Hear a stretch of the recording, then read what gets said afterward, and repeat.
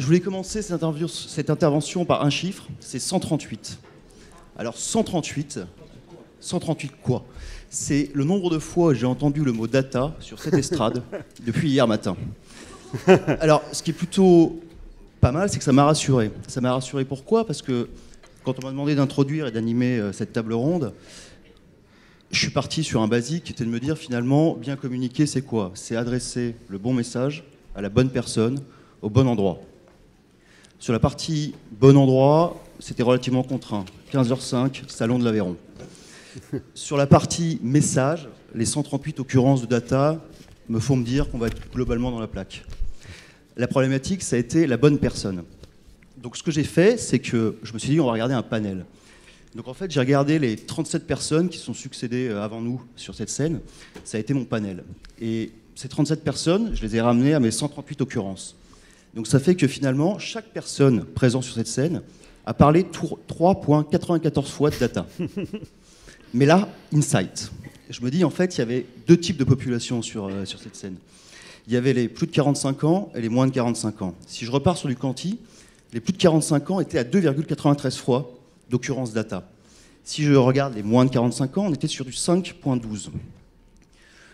Je commence à réfléchir à tout ça, je me dis, bon, finalement, les plus de 45 ans, on va être sur de la pédagogie et des exemples assez concrets. Sur les moins de 45 ans, on va plutôt partir sur de l'expertise techno. On était plutôt bien, et je commençais quand même à réfléchir si on ne pouvait pas essayer de raffiner le modèle par secteur d'activité ou par taille d'entreprise. Et là, mon président, qui doit être quelque part, Pierre Calmar, prend la parole. L'auteur célèbre. L'auteur célèbre. Et là, Pierre Calmar, 15 minutes, 26 fois data. Diantre, cet individu, qui appartenait donc au second segment, ou au premier, les plus de 45 ans, vient, désolé Pierre, vient ruiner mon modèle.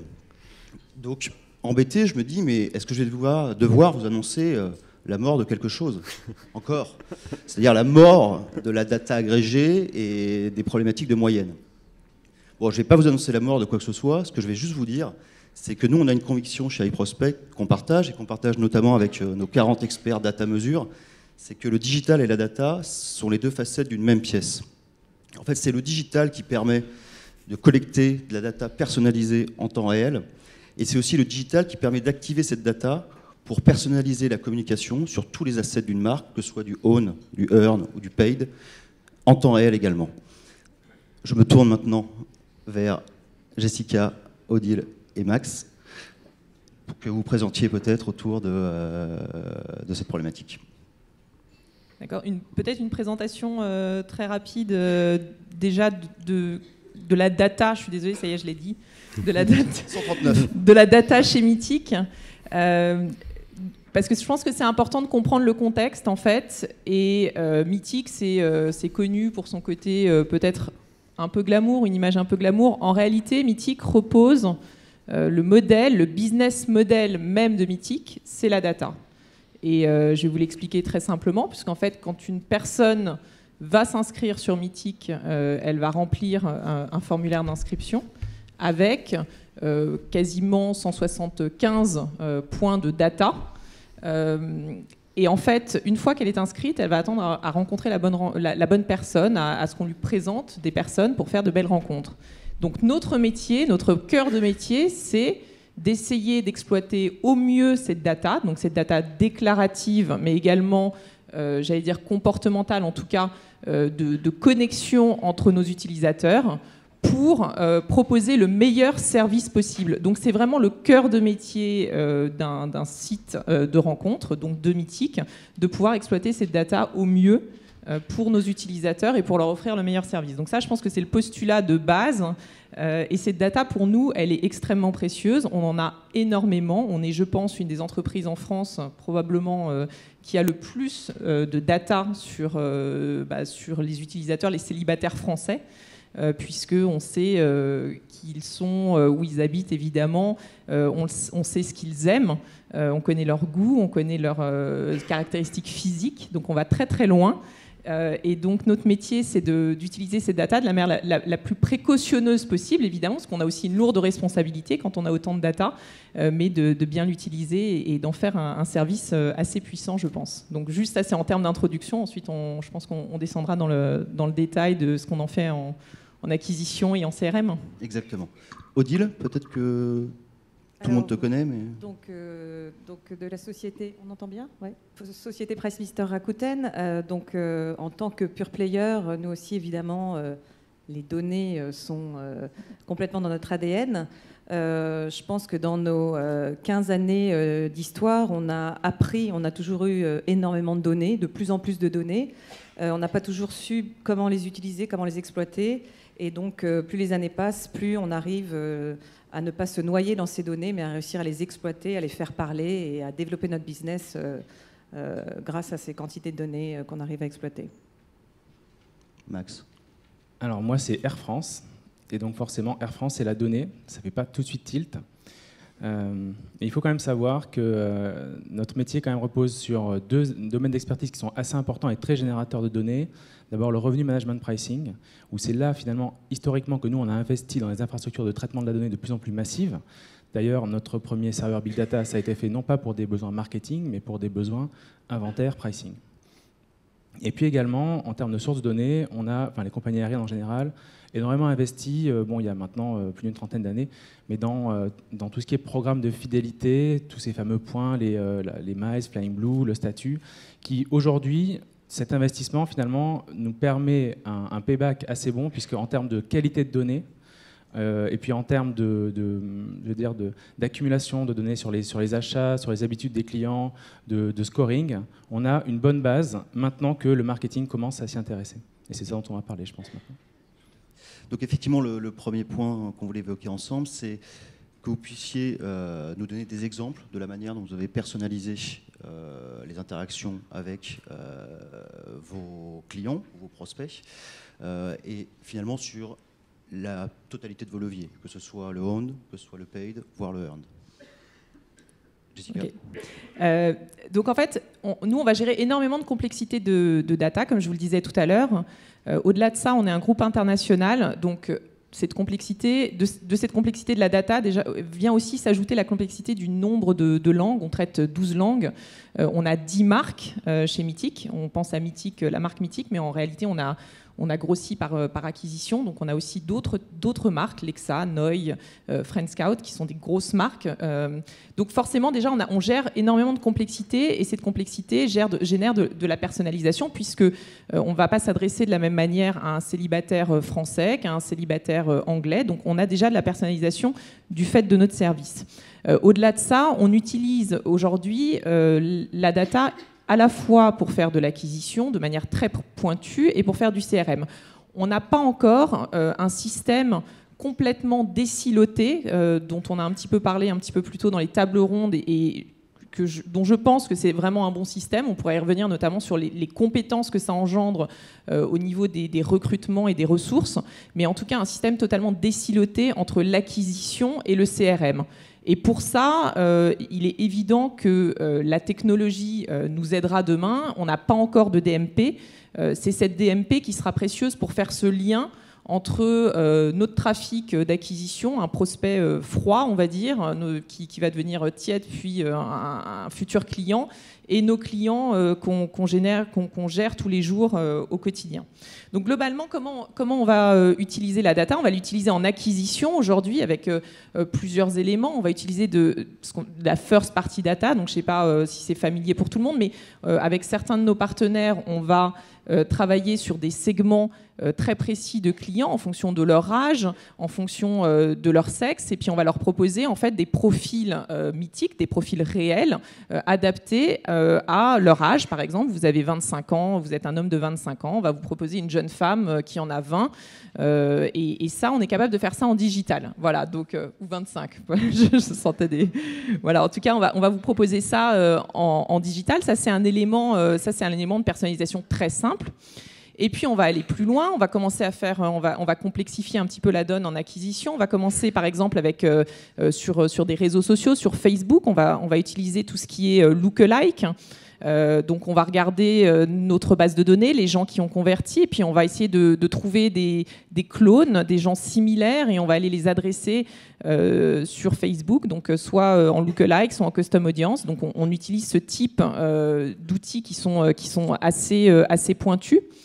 Et puis ensuite, on fait... et donc, juste pour vous donner un chiffre, parce que je pense que c'est important, pas seulement de vous dire qu'on le fait, mais en termes de chiffres, on est derrière sur des coûts d'acquisition d'environ entre 10 et 15% de moins quand on utilise de la data.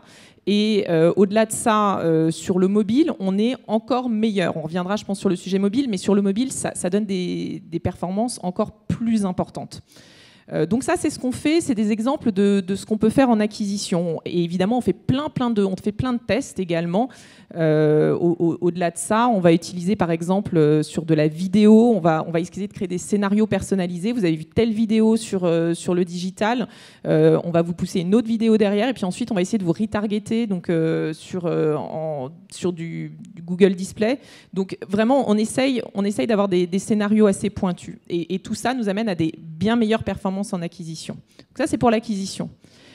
En termes de CRM, on va être vraiment sur deux types de personnalisation très fortes. La première personnalisation, ça va être une personnalisation qui va être liée à de la génération de trafic, à de la génération de business.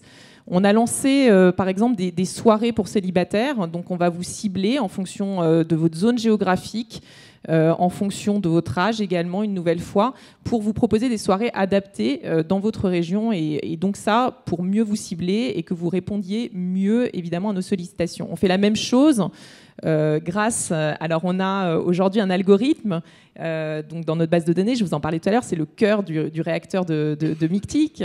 Et cet algorithme, en fait, il va travailler un peu comme Amazon. Donc on va prendre un exemple. Je vais sur Internet, je m'inscris sur Mictic, et là, je vais regarder le profil de Paul.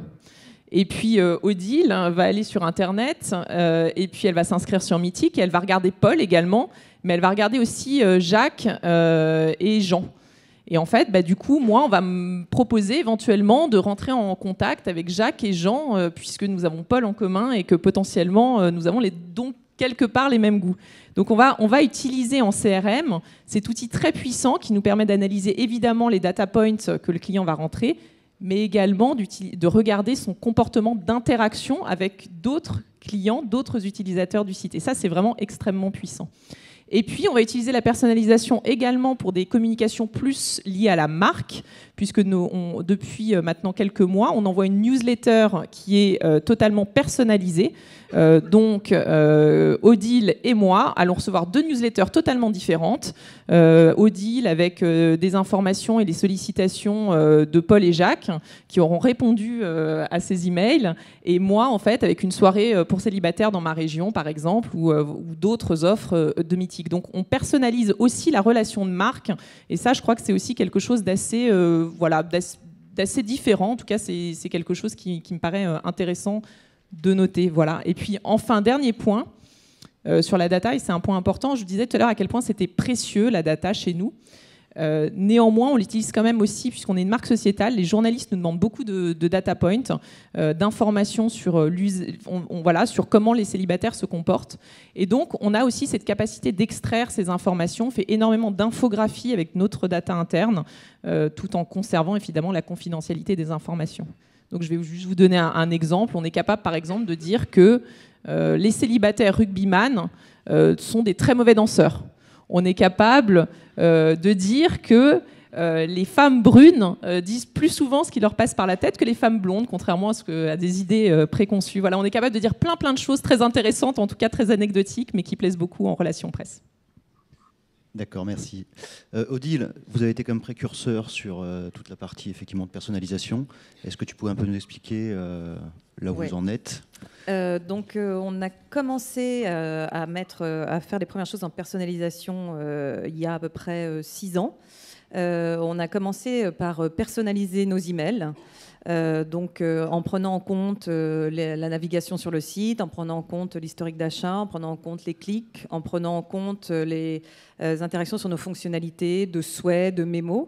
Et donc, on a envoyé des emails personnalisés. Et donc, chaque personne a reçu un email différent donc basé sur la personnalisation produit et aussi sur son comportement sur le site, en fonction de depuis combien de temps il était inscrit sur Price Minister, en fonction du nombre d'achats qu'il avait fait.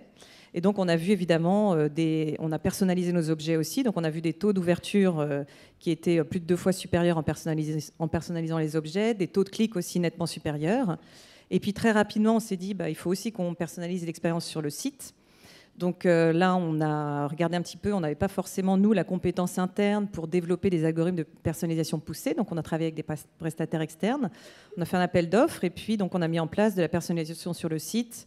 D'abord qu'à certains endroits, on l'a testé. On fonctionne toujours par A/B test. Hein. Donc on a regardé un petit peu la valeur que ça pouvait générer en prenant en compte celui qui a vu ça a aussi vu ça en termes de type de produit. Celui qui a acheté ça a aussi acheté ça. Si vous avez aimé ci, vous allez aimer ça. Donc on a commencé à le faire sur certaines fiches produits, puis on l'a fait sur la homepage, dans nos pages de search, dans nos pages paniers. Et on a mesuré qu'il y avait un incrément qui était assez fort de quelques pourcents sur le taux de conversion.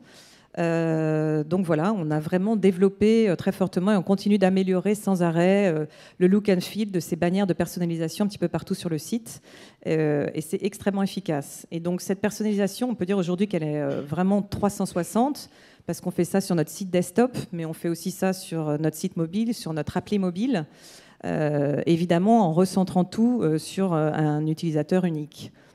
Voilà. Et comment vous arrivez à réconcilier justement cet utilisateur entre ces différents devices? Ouais, donc c'est pas évident. Évidemment, on dit toujours qu'il ne faut pas fonctionner par silo. Donc au début, on avait nos données emailing, donc pour personnaliser nos emails, puis nos données sur le site, et puis après, on a rapatrié toutes ces informations emailing dans notre BI.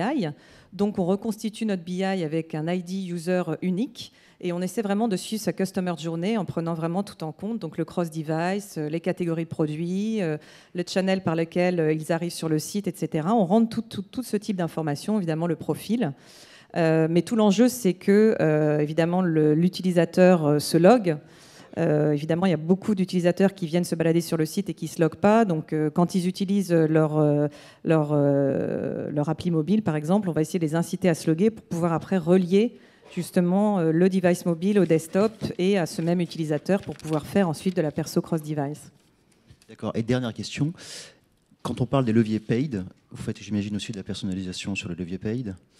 Oui, alors on travaille avec les retargeteurs, évidemment Criteo. On a été un des premiers e-commerçants à travailler avec Criteo et à voir la performance que ça pouvait générer. J'entendais la présentation tout à l'heure sur les mesures en last tracking ou pas de last tracking. Ce qui est vraiment intéressant, c'est qu'on a fait un A/B test pour mesurer, évidemment, je pense que, comme le disait Michael Froment tout à l'heure, il faut se recentrer sur notre user. Et donc, nous, on va mesurer, on va travailler sur la valeur client, sur la lifetime value de cet utilisateur.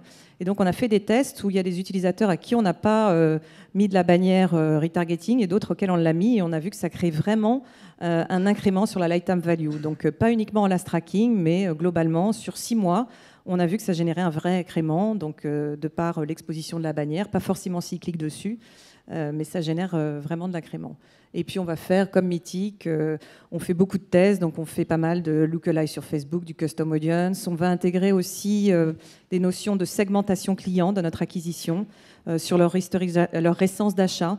On commence à bider sur Google en fonction justement des clients et de leur récence d'achat et on voit que c'est assez efficace et on peut se donner vraiment des targets en disant là on veut travailler que des segments qui ont acheté très récemment et donc on peut peut-être bider un petit peu plus ou voilà. Très bien. Max? Bien, nous, on en est encore au début, c'est vrai, mais on a quand même fait un peu de chemin. On a commencé d'abord par attaquer la personnalisation autour d'un angle service, c'est-à-dire notamment autour du voyage, quand on s'adresse au client, donc lui donner toutes les informations dont il a besoin. Souvent, il y a beaucoup de gens qui ont beaucoup de choses à dire au client, et nous, on fait déjà ce tri, cette priorisation en fonction de la situation particulière dans laquelle se trouve le client au moment où il achète son billet. Parfois, c'est un voyageur affaires. Parfois, c'est un voyageur loisir. C'est pas toujours. Parfois, c'est souvent le même voyageur, voilà, qui fait ces deux motifs. Et donc, on personnalise en fait le contenu de tout ce qui est l'email relationnel autour du voyage, grâce à des systèmes, voilà, de scoring et de priorisation. Voilà, qui permettent notamment de ne pas vous proposer des adhésions à Flying Blue alors que vous êtes déjà membre du programme. C'est déjà tout simple, mais en tout cas, ça marche. Ensuite, c'est également un très bon vecteur. Après la réactivité du mail qu'on est capable de susciter, c'est un bon vecteur de persuasion et de conversion. et je pense à tout ce qui se passe juste après le voyage, et que nous, en tant que acteurs de la chaîne du travel, qui est souvent quand même assez en amont, étant donné les raisons de budget, bon, on commence d'abord par réserver son vol, et puis ensuite son hôtel, éventuellement une voiture.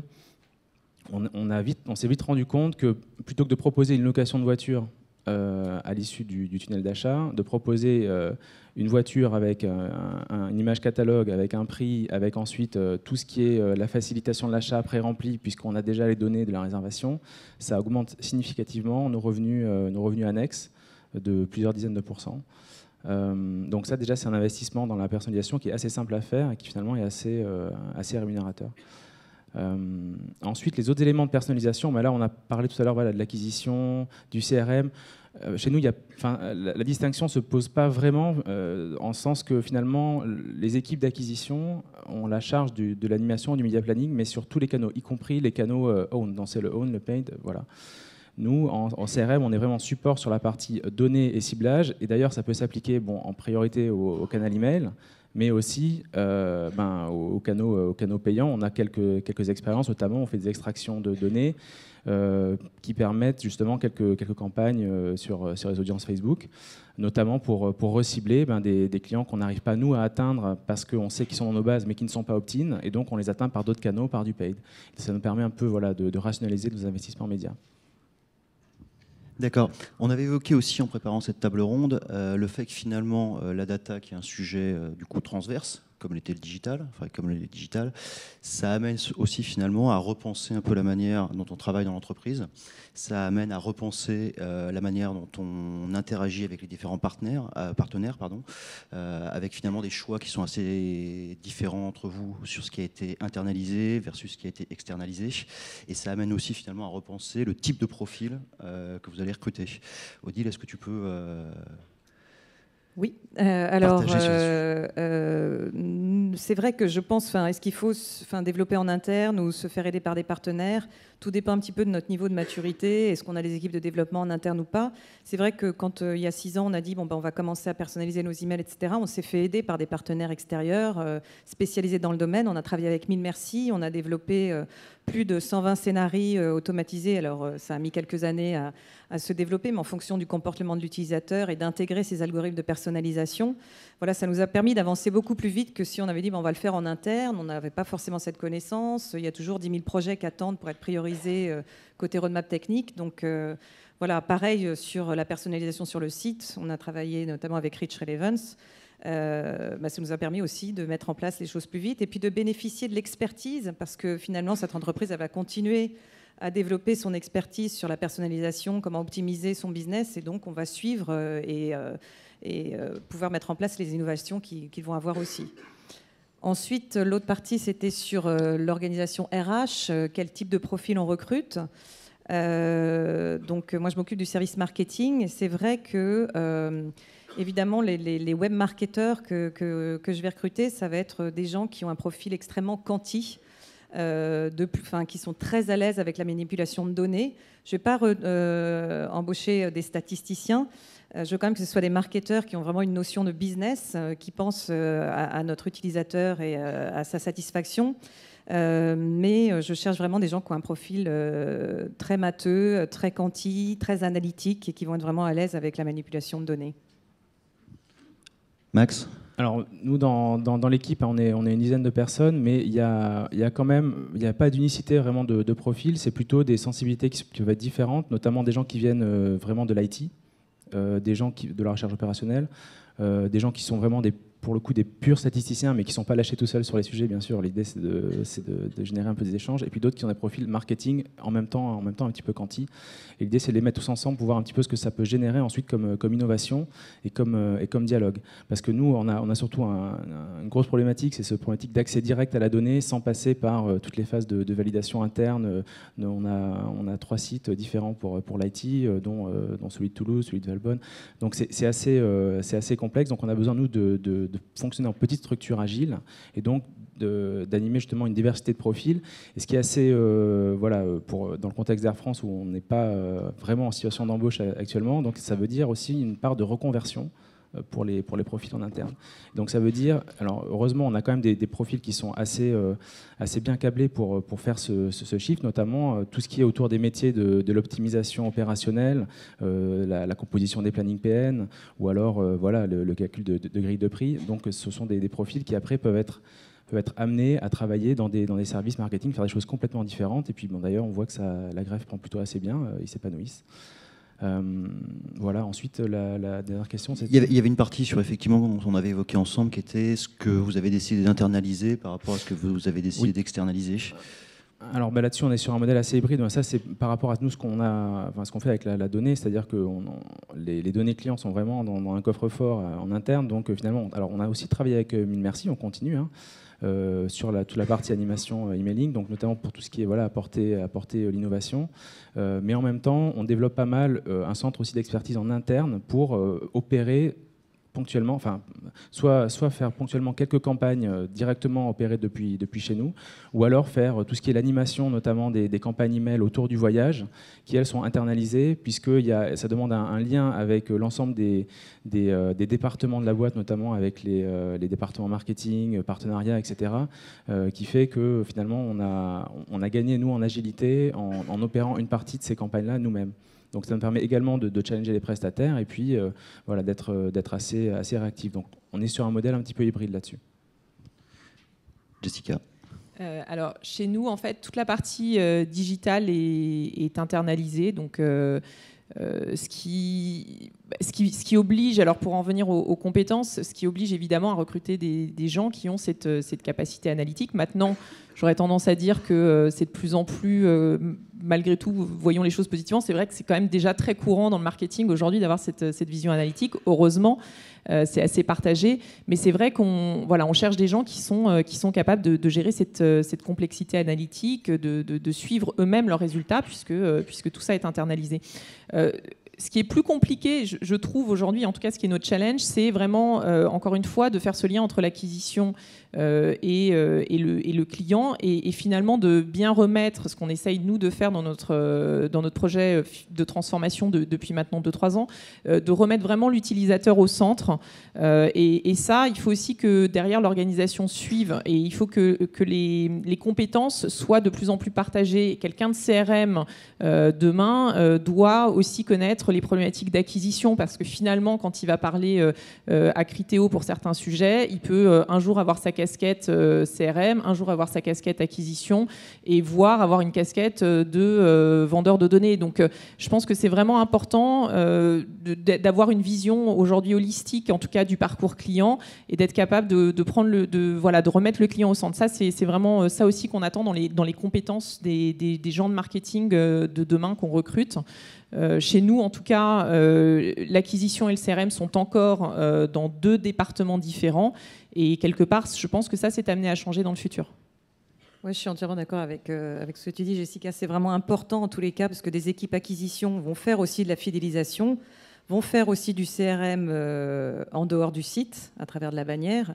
Et des équipes fidélisation doivent aussi vraiment, CRM doivent vraiment coopérer, doivent aussi réactiver des utilisateurs qui n'ont pas acheté depuis très longtemps, et on peut quasiment dire que c'est du réveil et de l'acquisition. Donc c'est vrai que de plus en plus, la communication entre ces 2 équipes est vraiment cruciale, quoi. D'accord. Et on voit apparaître là, des nouveaux postes depuis quelques mois, qui sont les Chief Data Officers. Vous avez des Chief Data Officers chez vous ou pas ? Alors nous, on n'a pas de Chief Data Officer, on a de grosses équipes d'analytics, puisqu'on a des équipes basées en France, et puis on fait partie d'un groupe américain, et donc on a aussi des équipes aux US. Tous ces gens-là travaillant essentiellement sur notre algorithme, sur la qualité de cet algorithme-là, mais on n'a pas aujourd'hui de poste de Chief Data Officer officiel. Nous non plus. Non, on a des gens, des compétences analytiques, quanti, manipulation de données, des profils un peu matheux dans l'équipe marketing, mais ils ne sont pas responsables que de la data, quoi. Tout le monde, toutes les personnes de l'équipe marketing manipulent de la data en permanence, tous les jours, du KPI, du tableau Excel, dans tous les sens, quoi. Donc non, on n'a pas un Chief Data Officer. Ouais, non, en effet, c'est plus la façon dont tous ces services qui travaillent finalement avec à partir de la même matière première arrivent si possible, voilà, à échanger sur les bonnes pratiques. Et en fait, c'est plus une animation de réseau, en tout cas dans notre organisation, qui est à faire. Enfin, plus la taille du groupe est importante, et plus finalement il y a des niches un peu de data miner un petit peu partout. Et ce qui est important, c'est qu'ils se parlent et si possible, voilà, qu'ils délivrent de la valeur commune. Voilà. Ok. Je sais pas, on a encore du temps ou pas?